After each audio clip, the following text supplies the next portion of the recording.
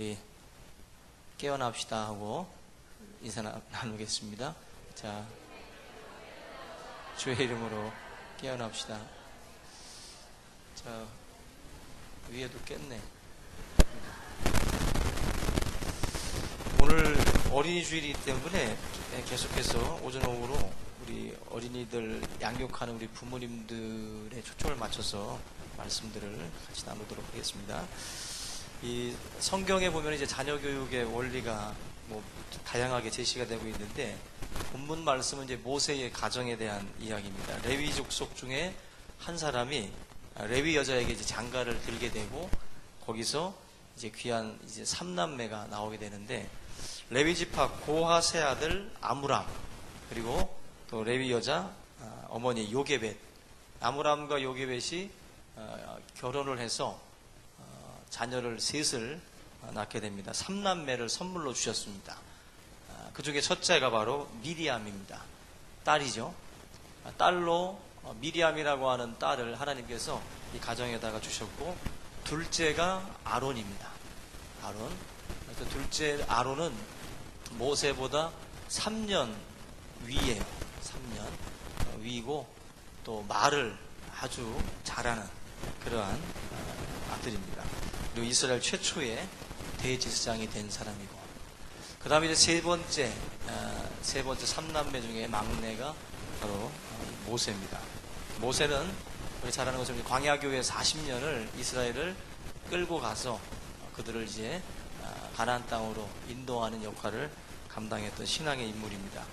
이 3남매 모두를 민족의 위대한 지도자로 길러냈고, 그 하나님 앞에 귀하게 쓰임을 받게 되는데, 오늘 이 본문 이 출애굽기 2장에 나와 있는 이 상황을 우리가 보면서 우리가 우리의 자녀들에 대해서 어떠한 마음가짐으로 자녀들을 양육을 해야 될 것인지를 교훈을 얻도록 하겠습니다. 우리 2절 말씀 잠깐 먼저 보겠습니다. 출애굽기 2장 2절에 그 여자가 임신하여 아들을 낳으니 그가 잘생긴 것을 보고 석 달 동안 그를 숨겼으나, 얼굴이 잘생겼다라고 말씀을 합니다. 예전에는 이제 준소했다라고도 말씀을 하죠. 근데 잘생겼다라는 것은 단순히 외모로만 어떤 그 얼굴만 그냥 잘생겼다라는 뜻이 아닙니다. 내적인 순결함까지 포함이 되는데, 히브리서 11장 23절에 보면은 믿음으로 모세가 낳았을 때에 그 부모가 아름다운 아이임을 보고라고 나요. 아이를 봤는데 아름다운 아이였다 그래요. 아름다운 아이. 그리고 사도행전 7장 20절에 보면은 그때에 모세가 낳았는데 하나님 보시기에 아름다운지라 그랬어요. 하나님 보시기에 아름답다라는 게 뭘까? 하나님이 과연 우리가 마스카라 올리고 막 이렇게 진하게 화장했다고 하나님이 아름답게 볼까? 아니죠. 그건 남자들이나 그렇게 보는 거고, 하나님이 보실 때 아름답다라는 기준은 분명히 다를 거예요. 근데 모세를 보실 때 하나님 보시기에 아름다웠다라고 말씀을 하고 있습니다. 이 모세의 부모 아므람과 요게벳은 영적인 그런 그 통찰력을 가지고 있었던 거죠. 아이의 그 아름다움, 아이가 가지고 있는 어떤 그 모습 속에서 그들이 무언가를 이제 보게 되는데, 그것이 바로 영적인 통찰력입니다. 자신의 혈통을 통해서 나왔어요. 아므람과 요게벳 혈통 통해서 나왔는데도 불구하고 육신의 눈으로만 아이를 본 게 아니에요. 우리 부모님들은 우리가 가지고 있는 육신의 눈으로만 자녀를 봐가지고, 우리 애기는 코가 어떡하니 이쁘다고, 눈이 크다고 막 그렇게 어떤 외모적으로 보고 우리가 볼 수 있는데, 지금 아므람과 이 요게벳이 보고 있는 자녀의 모습은 다른 시각입니다.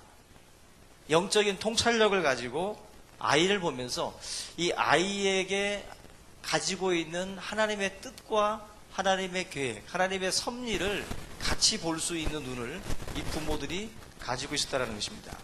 모세의 얼굴 속에서 하나님의 뜻을 보고 하나님의 계획을 바라보는 그러한 눈을 가지고 아이를 바라볼 때 아름다운 아이였고, 또 하나님께서 그 아이를 아름답게 보신 것도 그 아이를 통한 하나님의 놀라운 계획들이 있기 때문에 그 아이를 아름답게 봤다는 것입니다.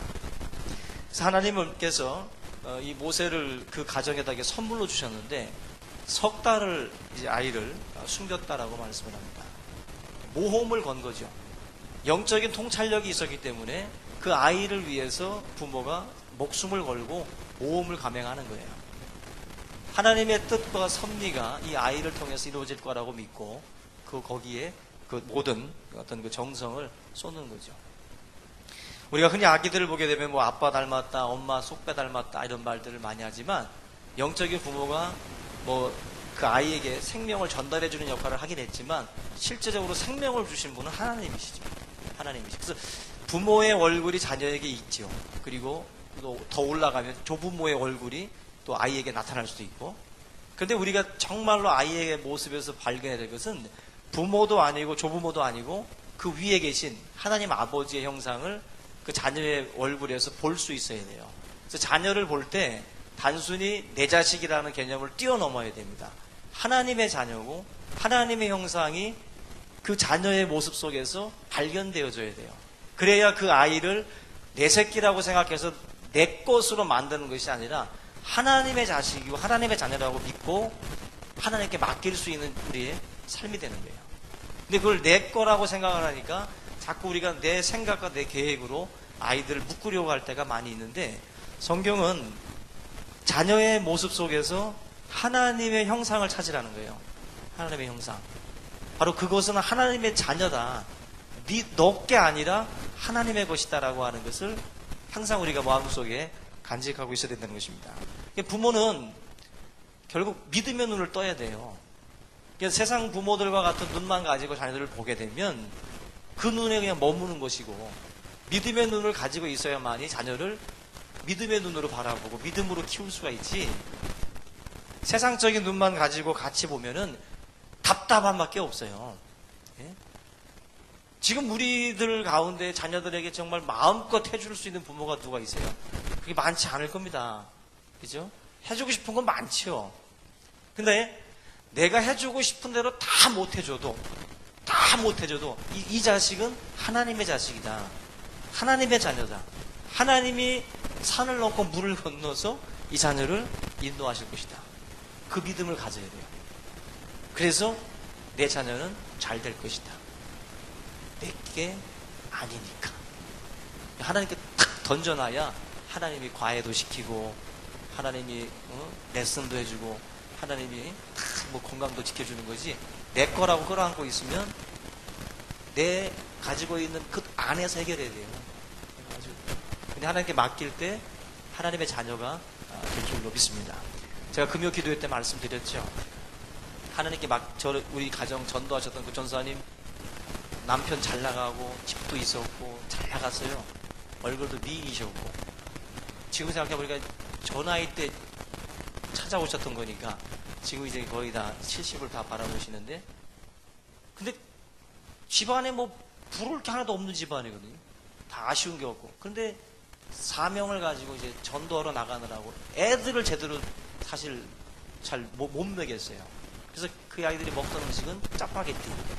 항상 짜파게티 끓여가지고 짜파게티 대충 먹이고 또 나가서 전도하고, 또 부족한 또 종을 위해서 또 저 끌고 다니느라고, 저 훈련시키느라고, 그렇게 아이를 사실 어떻게 보면 참 제대로 못 돌봤습니다.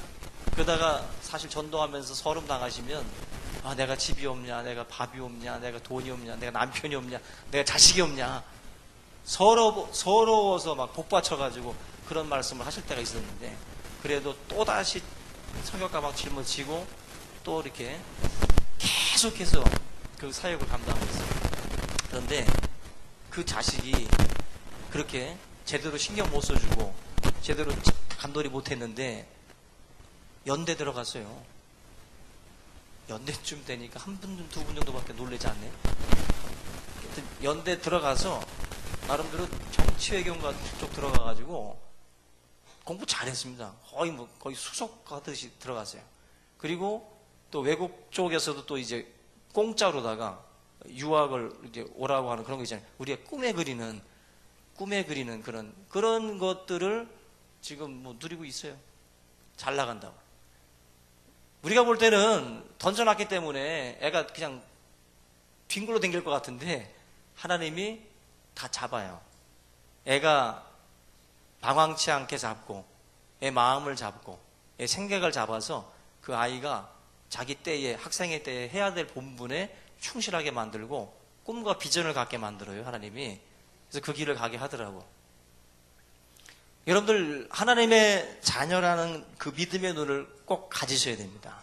내 자녀가 아니다. 그래서 하나님께 맡기면 그 속에서 하나님이 그 자녀들을 빚어 가실 줄로 믿습니다. 내 새끼도 맡겼습니다. 여러분들의 새끼들도 맡기세요.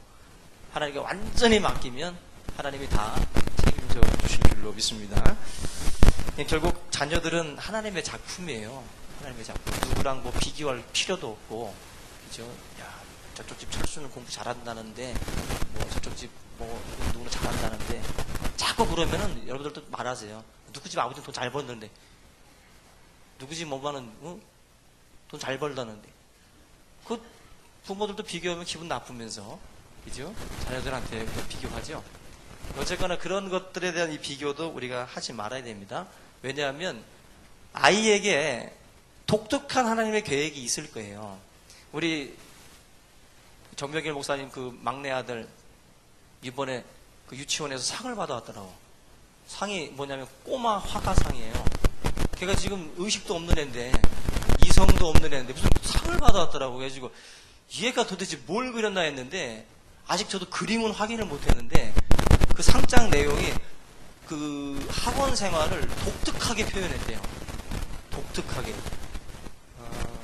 어떻게 표현했는지 모르겠는데 독특하게 표현했다. 하나님께서 그냥 어떤 그 한 사람 한 사람에 대해서 뭔가 계획이 있을 겁니다.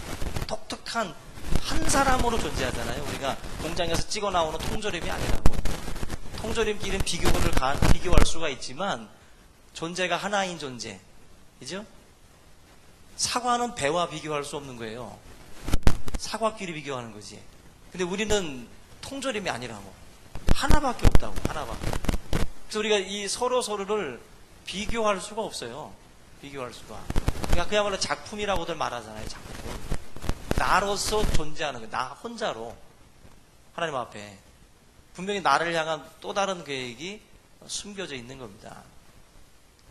우리가 이런 부분에서 하나님 앞에 우리 자녀들 정말 나의 어떤 그 욕구를 충족시키는 대상으로 자녀를 생각할 게 아니라 그 아이를 향한 하나님의 계획이 뭘까를 가지고 사실 고민을 많이 해야 됩니다. 저놈이 분명히 하나님의 계획이 있을 텐데 그런 생각 있잖아요. 우리 딱 눈에는 안 띄겠죠. 그러나 하나님이 분명 제도 사명을 가지고 보냈을 텐데 어떤 사명이 있을까? 그거에 대해서 사실 고민들을 많이 해야 됩니다. 제가 어딜 가야 돈을 버는데, 제가 어딜 가야 떵떵거리면서 사는데, 그 생각만 가지고 있어서 안 되고, 하나님의 계획이 도대체 뭘까? 얘를 통해서 하려는 계획이 뭘까? 그거 많이 고민해야 됩니다. 그리고 자녀들도 그거 고민해야 되고, 부모들도 그거 고민해야 돼요. 그래서 자기의 사명을 찾는 것처럼 기쁜 게 없어요. 그것만 찾으면 사실 날아가는 겁니다. 근데 사실 그 사명을 찾기까지가 정말 힘든 거예요. 제가 그림 하나를 봤는데, 막 선을 그렸는데, 선이 막 꼬불꼬불해요. 꼬불꼬불 하다가 한쪽만 그대로 직선으로 쫙 그려져 있어요. 근데 그 그림을 설명을 하는데, 그게 뭐냐면은, 개미가 먹이를 찾기까지의 과정이 바로 꼬불꼬불하대요. 방황하는 거죠. 막 찾기 위해서. 그러다 먹이를 탁 찾는 순간 직선으로 자기 집으로 가더래요.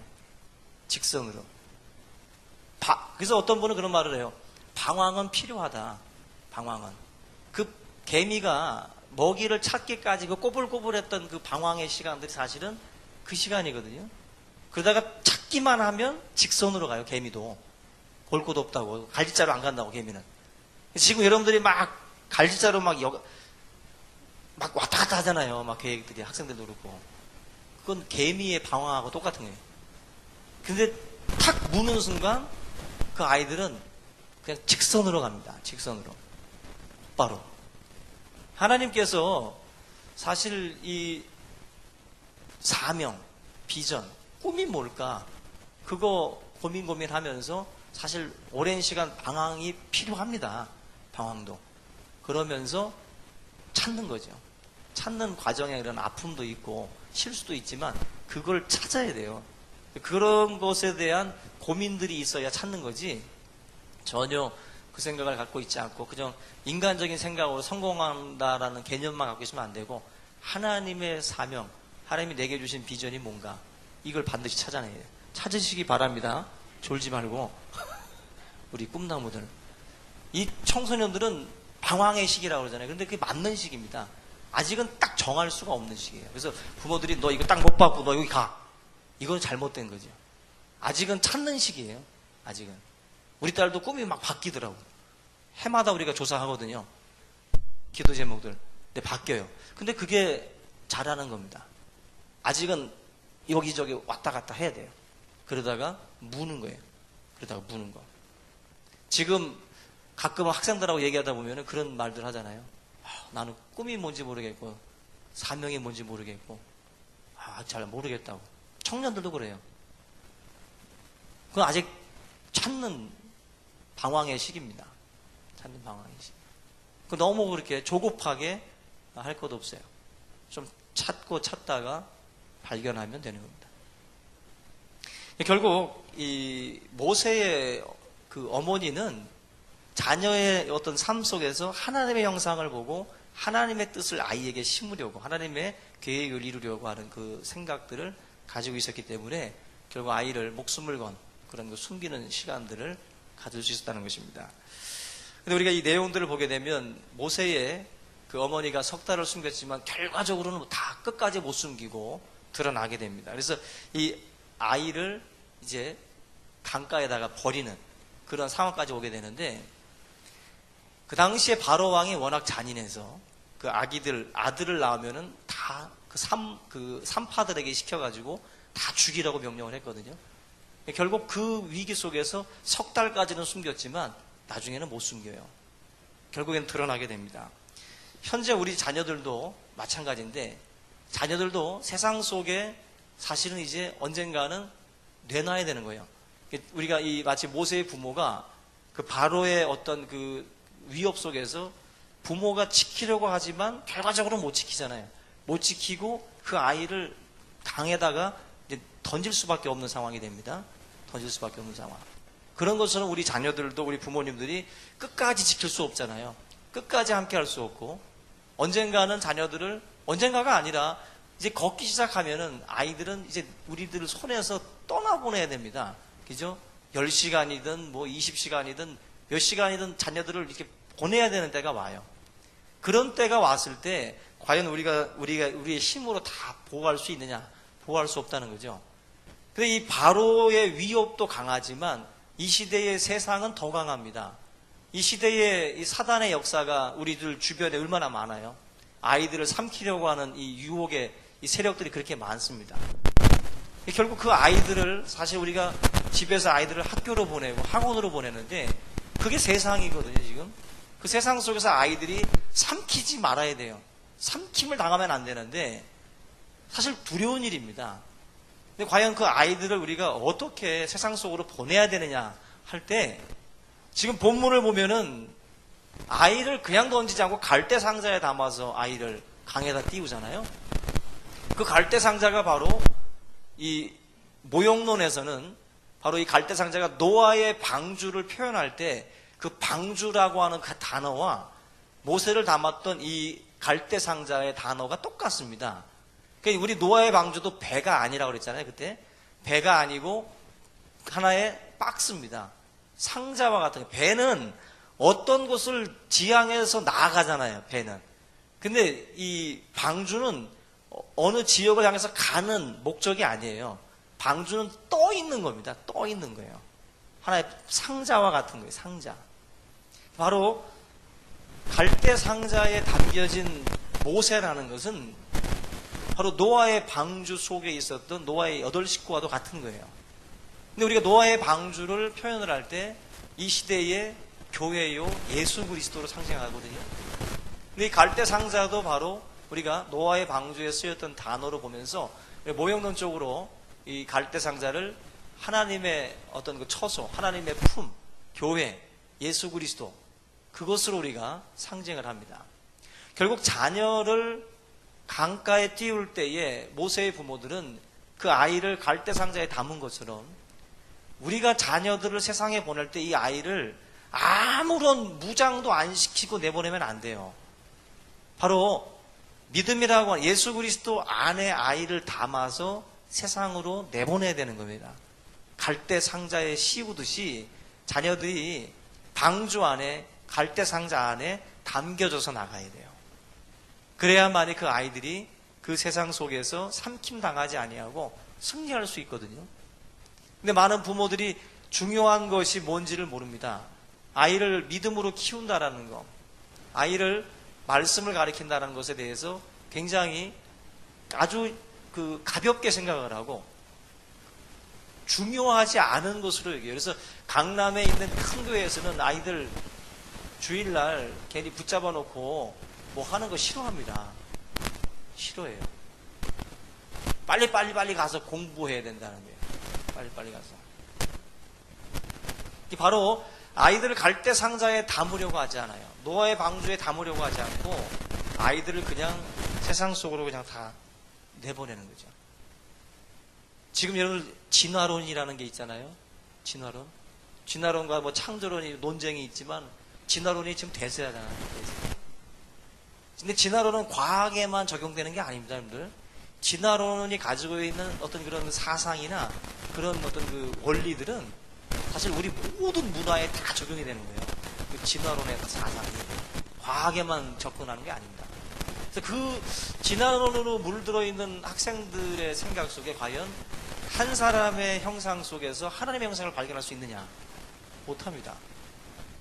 믿는 자녀들, 하나님의 은혜를 아는 사람들만이 한 사람 한 사람을 보면서 그 속에서 하나님의 형상을 찾아낼 수가 있는 거예요. 그것이 바로 지금 세상 교육 속에서 아이들이 배우는 것은 진화론입니다. 그래서 저는 우리 학생들 시험 치를 때 정답은 진화론을 써야 돼요. 그죠? 안 쓰는 애들이 있나요? 정답은 진화론을 써야 돼요. 그리고서 센스 있게 뭐 시험지나 뭐 아니면 뭐 답지에다 그러나 저는 창조론을 믿습니다. 하나님의 뭐 형상임을 믿습니다.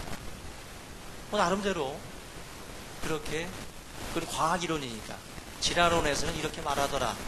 그렇게 우리가 정답을 쓰는 것밖에 안 되는 거죠. 그걸 믿는 건 아니죠. 믿는 거죠. 사실 우리 주변에 너무 많은 어떤 그런 그 뭐 이런 사상이나 또 가치관, 세계관 이런 것들이요, 철학 이런 것들이 지금 어마어마하거든요.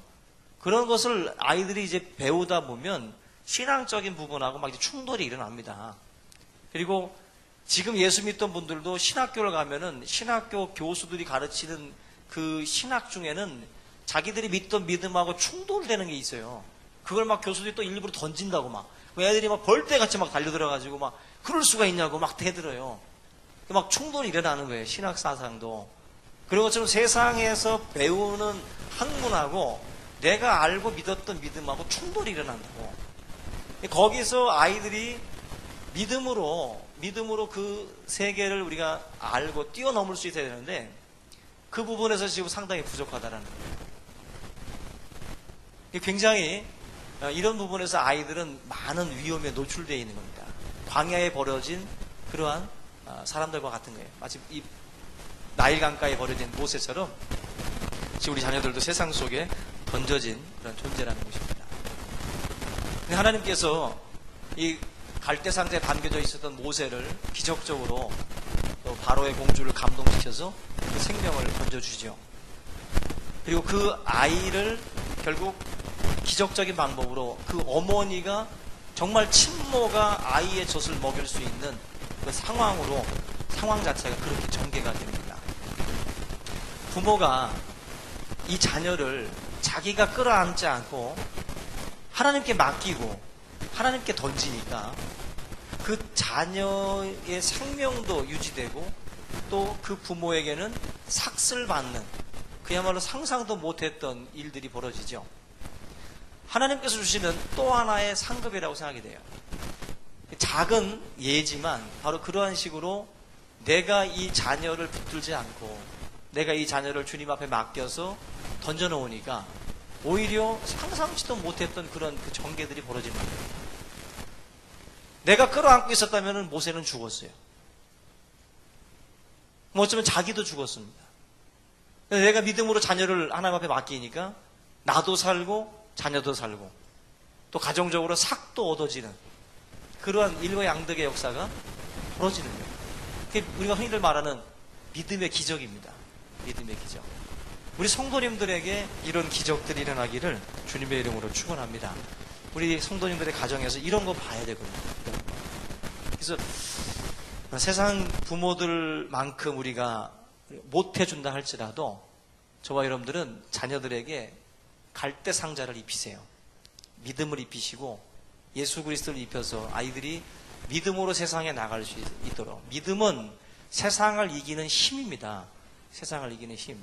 그 힘을 아이들에게 주는 것이 우리 부모의 역할이에요.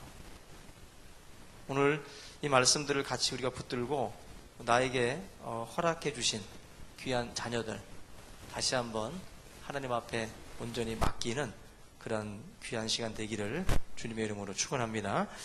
우리 다 같이 오늘 말씀 붙들고 우리 귀한 가정 자녀들을 위해서 통성으로 기도하겠습니다.